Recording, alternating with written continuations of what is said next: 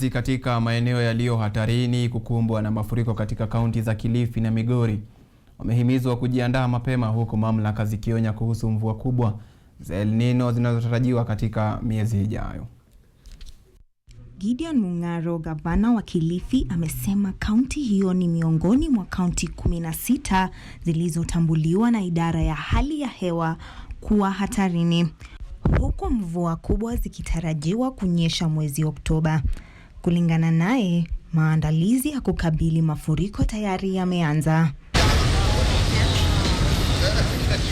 Amesema hatua hizo zinalenga zaidi jamii zinazoishi kando ya mto Sabaki, ambapo mafuriko makubwa yamewahi kusababisha vifo, kuhamisha wakazi na kuharibu mali. Mwaka wa 2018, maelfu ya familia yalihamishwa kutokana na mafuriko, hatua iliyopeleka jeshi la ulinzi la Kenya kushiriki katika operesheni za uokoaji. Hii mwaka kuanzia mwezi wa 10 mwanzo kutakuwa na kaunti 16 zitadhurika na mafuriko ya El Nino. Kutakuwa na mvua nyingi sana. Wakati huo huo, huko Migori, wakazi wa Nyatike pia wanaiomba serikali kuchukua hatua mapema kukabili mafuriko yanayojirudia na ambayo yamewahi kuharibu mali na kuathiri riziki za wakazi. Wamezungumzia hayo katika mkutano huko kijiji cha Kimai, eneo la Makalder, Kanyarwanda.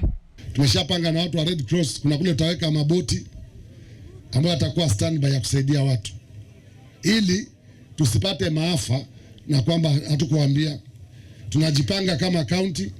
Mambo ya majanga, mambo hiyo mnaongea chakula, tunajipanga pia. Ndio kama mvua ni nyingi sana, pia raia wastatizike kwa mtu afe na njaa kwa sababu hawakuangaliwa.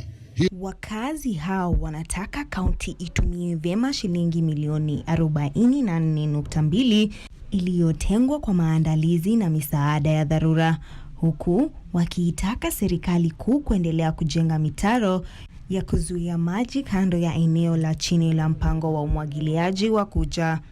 Jadiliana na tukaelewana ya kwamba wakati huu hatutaki kuona mambo ya eti mvua imeonyesha kupita kiasi na watu wetu wanapata madhara. Sana hii eneo tumekuja.